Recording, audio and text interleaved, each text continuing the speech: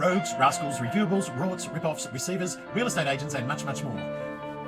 This is the Mini R's Podcast, Season 1, Episode 4. That's right, Episode 4. We're going back in time 2 episodes to catch up. My name's Mark Smith from DC Partners Solutions. Visit us anytime at our website, dcpartners.solutions/podcast, or call us anytime on 1300 327 123. If you do visit us at our website, use the chat tools in the bottom right-hand corners of your screen to instantly chat with us. Thanks very much.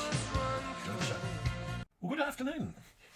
Today is the 1st of July, 2021, and this is a catch-up session. Most of this was actually filmed in January, and as you're going to see if you carry on to episode 6, you'll actually see another episode filmed sometime in the middle of June that's now going to air, and anyway, that will explain a little bit more. So I'll encourage you to watch episode 6, just to explain why there's been a bit of a lag and so on. But anyway, this particular catch-up episode, episode 4, we're going to have a look at some of the villains of Orange.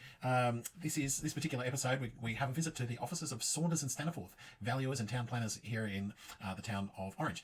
Beautiful city, absolutely beautiful city. And once lockdown's over, I'd highly encourage anyone that can to come and visit the region. It's a magnificent region, beautiful cold weather, that's for sure. But there's a couple of villains, and so bear this in mind if you're visiting the region. We're also going to go and visit the empire of Fiona and Bernard Hall, known as Carnarvon Cherry or Bite Right. And if you've visited a Coles or Woolworths supermarket, you might have enjoyed a Bite Right apple or some Bite Right cherries. They once upon a time, believe it or not, had about 900 employees, if you can believe the figures. So on threat of a defamation suit or whatever, we're publishing this. This is all true, absolutely true. And this huge empire with 900 employees operated mostly backpackers, quite a few pensioners, quite a few people never seen again. I don't know how they get to 900, but it's an amazing payroll. And this particular company has one of the biggest payrolls. I don't know too many companies with 900 people on their payroll, but that's absolutely fact. And they operate out of a tin shed. Now, we talked about them in Season 1, Episode 1. They work out of a tin shed in the back blocks and boondocks of Mount Canobolas, just outside of Orange. Well, we also film a short session out the front of the Westpac Bank branch at Orange, and they were the bankers to Carnarvon Cherry. They've seen the light. Westpac, good on you, Westpac Orange. Well, now I am going to apologise. Some of this was actually filmed on some busy roads, so and some busy streets, and you hear some cars and traffic, and I apologise for the audio, but there are or ought to be captions on this particular YouTube video. So make sure if you're having trouble. You can actually speed up or slow down the YouTube audio and video. So just bear that in mind. After Westpac, we go and visit Centrelink, and we're really touching the sights and sounds of Orange here. And this is where, as I said, there's a number of pensioners. If any of this is untrue, just go ahead and sue us, okay? It's Carnarvon Cherry. Look, I can't honestly say I know what Bite Right do, but certainly Carnarvon Cherry and the same people. Carnarvon Cherry is still alive and well, and Bite Right is it's morphed into this company called Bite Right, and so we have a look at Centrelink and the employment operations of Carnarvon Cherry and possibly Bite Right, who knows. Finally, we have a visit to outside the bank branch of Carnarvon Cherry's newest bankers, and that's the Commonwealth Bank in Orange. And again, I apologise for the audio. It really could be much better. Just sit back and enjoy the lesser lights inspection and tourist visits of Orange as we take you through some of the less salubrious parts of the town and some of the darker side, dare I say, of some of the leading lights and what have you here in the industrial and employment and commercial hub of Orange. Thank you. Enjoy. Okay, for our first instalment, we're having a look, and we're going to visit some people called Saunders and Staniforth. And look, for one reason or another, the court case isn't continuing. It's a long story, but and a sad story. And these guys, one might argue that perhaps they've gotten away with it. Mr. Saunders, the half owner, I think that's correct. Andrew Saunders is the half owner of Saunders and Staniforth. He's both a town planner and a valuer, and he advised, and he was a very trusted advisor to a former client of ours. And anyway, cut a long story short, it ends very, very badly, and Mr. Saunders is involved in some very murky commercial dealings. So look, we'll put up I think we already have got up there the what are they called? The Property Institute disciplinary findings, and Mr. Saunders is found guilty of contravention of the first commandment, clause 1.1 of the Code of Conduct, thou shalt not be dishonest. And well, he's just well, he's guilty. He was found guilty by an extremely learned panel of his fellow professionals. So, look, I regret very much that there isn't a case continuing, and this guy is, Mr. Saunders is, was found to be dishonest. He breached Rule 1.1. That's not the only thing. He breached other aspects. I'll make sure that the links are in there too. Well, I'll try and put them on the screen thereabouts. So you can consider what a shonk Mr. Saunders actually is. So sit back and we'll have a chat outside the front of Saunders and Staniforth now. Here we are. It's today is Saturday the 23rd of January, and we're at the scene of the crime, if you like. We've got our mates here at Saunders and Staniforth, and we have our other mates here at Rain Horn.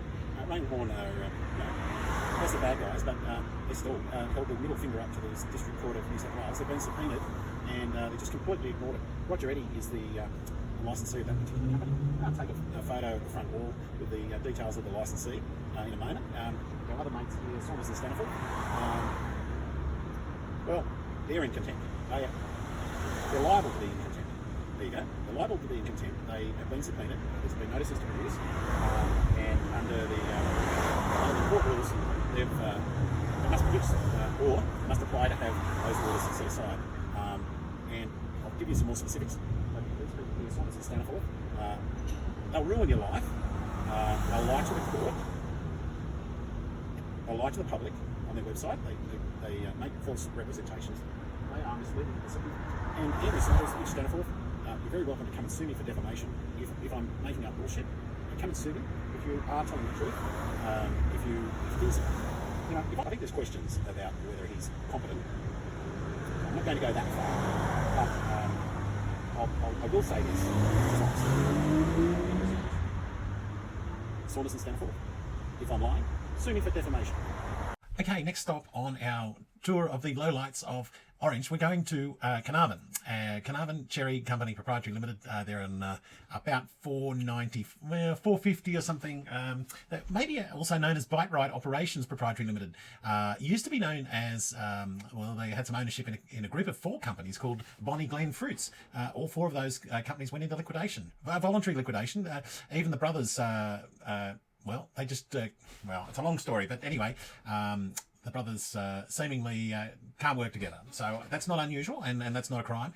But look, I'm hearing a range of different things since. So we're going to have a quick look at Carnarvon Cherry and Bite Right Operations, and we'll then visit Westpac and Centrelink and the Commonwealth Bank, the new bankers for Carnarvon and Bite Right. Apparently. So let's, without any further ado, let's go and see what's what with in the world of Bite Right and Carnarvon Cherry. My name's Mark Smith. I'm in Orange at Canobolas Road at Orange. This humble location here, that shed, that humble tin shed over there, you can see, is apparently the largest single employer in Orange. Now I'll take some photos of the surroundings. We've got a dirt road here. Let's see how many cars go past in the next few minutes. We've got a country school up here. We've got a national park up there. Apparently, that shed over there is the biggest employer in this whole district. If you believe Nuffield scholar, what's her name? Fiona Hall. They've recently somehow talked to the Commonwealth Bank. I wonder if Saunders and Staniforth were their valuers, possibly.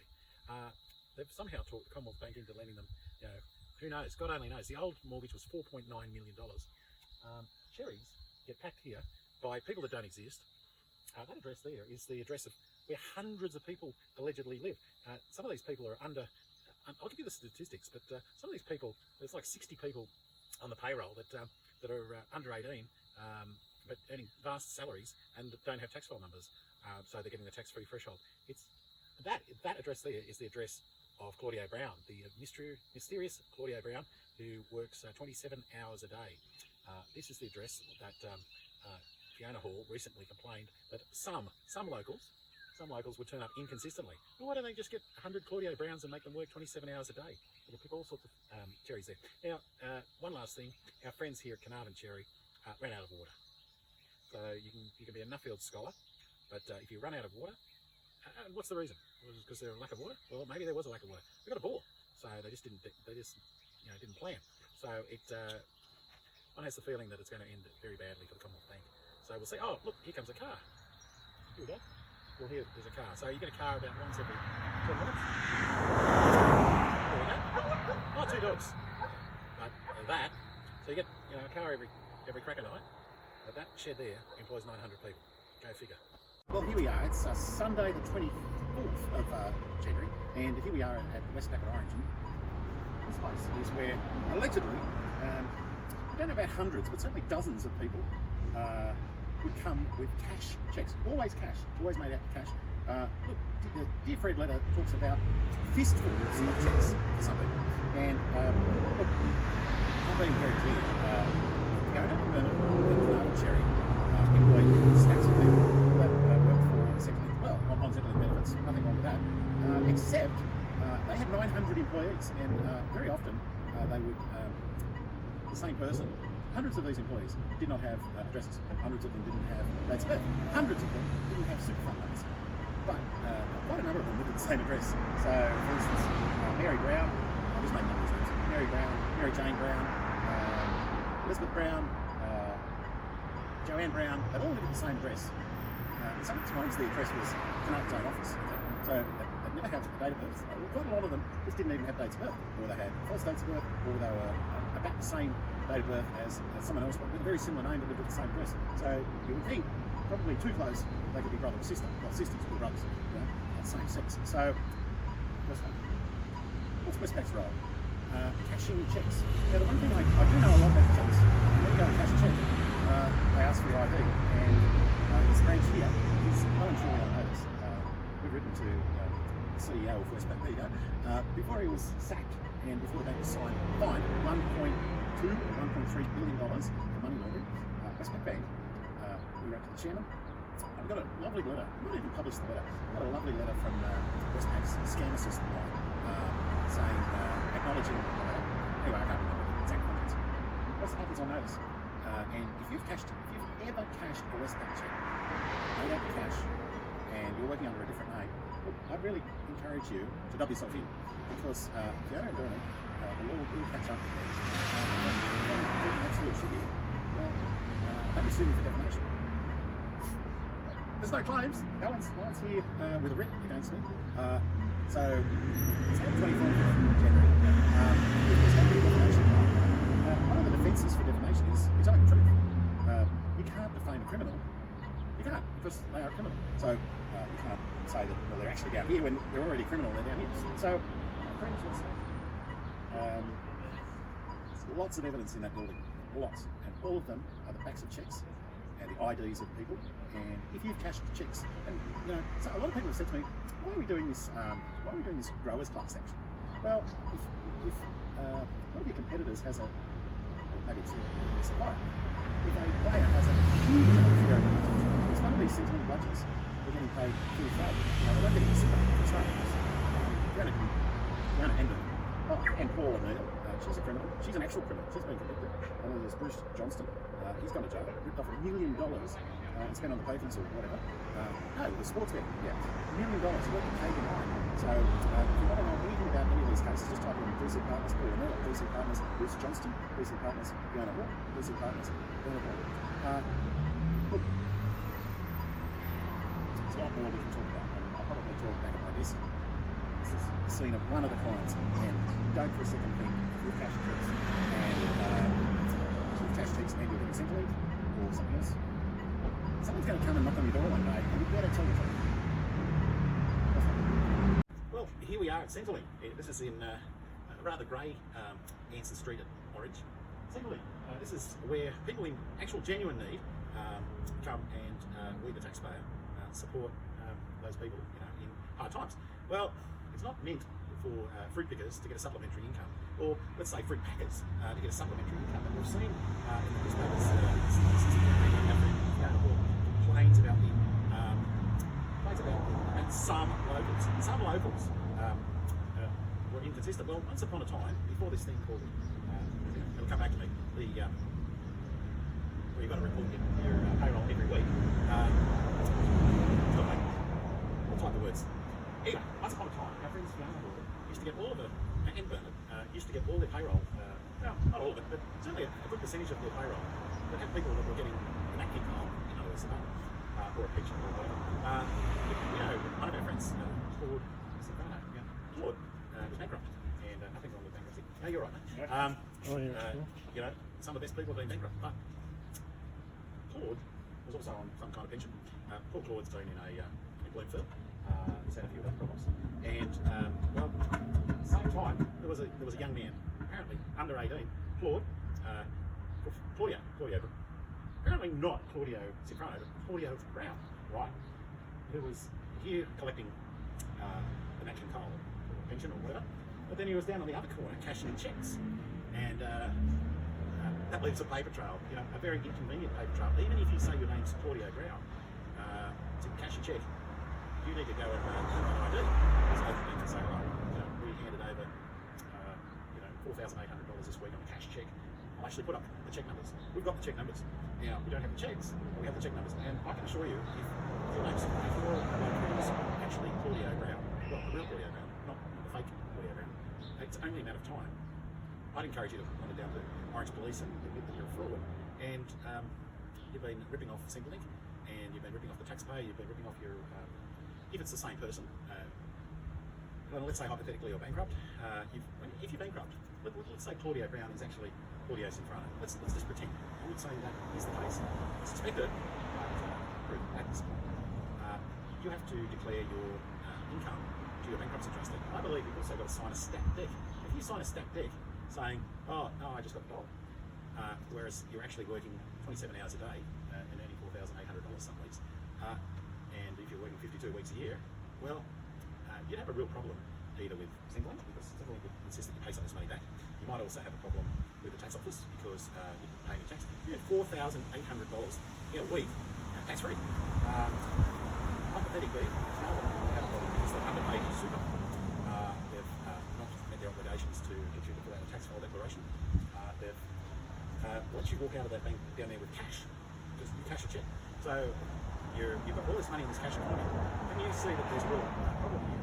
And if you're watching this video and you've got a bit of a guilty conscience, all I could say is, I was just saying before, it's kind of ironic, the camera tipped over. I was just saying, if you've got a guilty conscience, well, because maybe you've sworn false stat decs, maybe you're caught on camera making death threats on against someone, so we're sending gift squads to the Philippines. Maybe you've been, maybe you work with Paula Neal, and is Paula Neal really going to take the bullet for the company? You participated in this tripod really doesn't want to stay up. That's what's going to happen. You're going to hit the deck. Wherever you are, if you've got a guilty conscience, you're going to hit the deck. My tripod just hit it. I sincerely encourage you, anyone, to get in first, crack a deal with the Centrelink, crack a deal with the tax office, crack a deal with the bankruptcy trustee, crack a deal with anyone you've cheated. There's records, there's paper trail, there's fact checks. We know the check numbers. I'm going to publish them. I'm going to make a big deal of letting you know the check numbers, and I'll attach the pay slips. There's also a guy called Dean Brown. Now, very seriously, Dean Brown, who's receiving checks. Go on, mate. Dean Brown. Oh, sorry. You're right. You're good. No worries. Dean Brown. No worries. Dean Brown, I have a problem. Dean Brown, it's curious. These checks were not made out to Dean Brown. They made out in cash. And it just so happens that in one of the weeks when Claudio worked 27 hours a day, well, Dean Brown also worked a ton of hours. And so Dean Brown, I've got the same address. No paper line, no tax file number, no super fund, both of them are very fair. It's just a remarkable coincidence. And it wouldn't be a coincidence if you could say Claudio Brown, or maybe that's not his name, but we'll just call him Claudio. Wouldn't it be a remarkable coincidence if Claudio Dean Brown's agent? All right, come on through. Sure. Yeah, mate. So, look, Centrelink have if you're going to get your conscience, Centrelink actually also have a got in a tax cheat or got in a Centrelink cheat hotline. All I would say is, I'll put in the number. I reckon if I was giving advice, which I'm not, but if I was giving advice, I'd either say go and settle there, or a bit of up. I reckon the courts would go much more than I reckon. Now, that's kind of advice, but my gut feeling is, I reckon the courts would go a lot easier here. Wait until someone comes on knocks on your door. I reckon the world ends.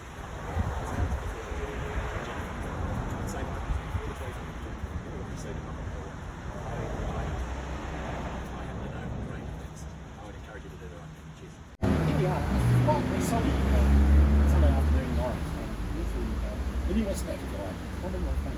Just around the corner is a valuers office, which we spoke about yesterday, called Saunders and Stanford. And I'm slightly getting wet, so I'm just going to come a little closer. Well, what's the Commonwealth Bank doing? Well, one thing I suspect, because of single touch payroll still, I suspect there was a lot of cash checks going through here that went through up the road there at Westpac.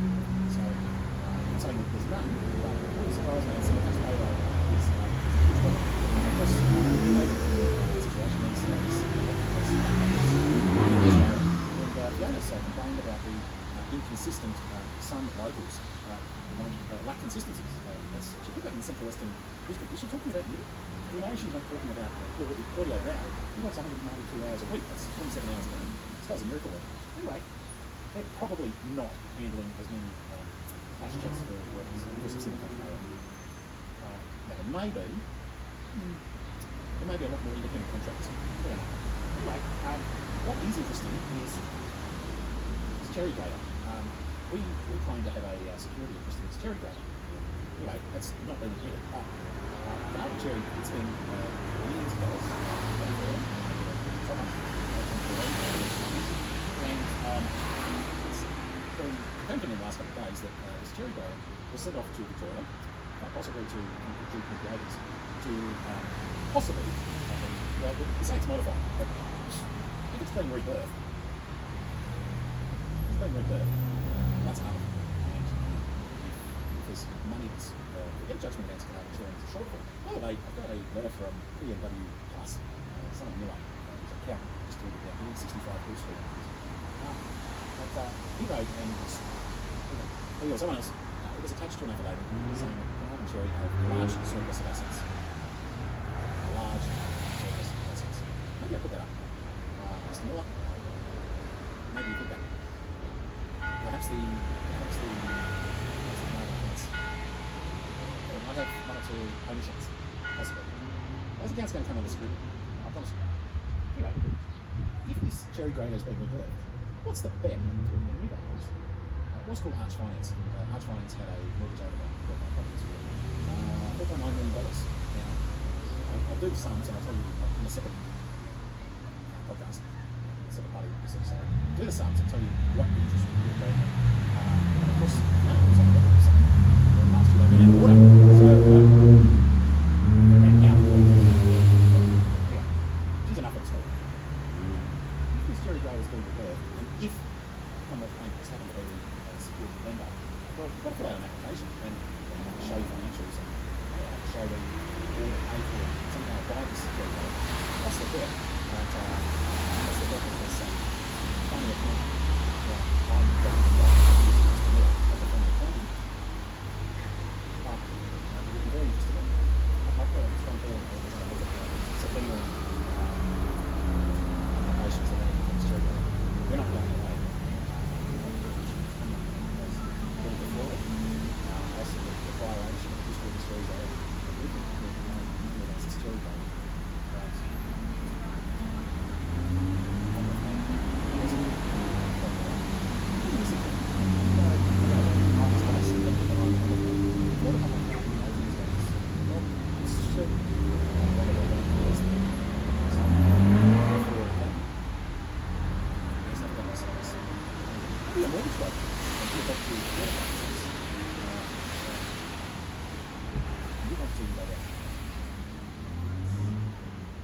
That's probably about the end of our tour of Orange.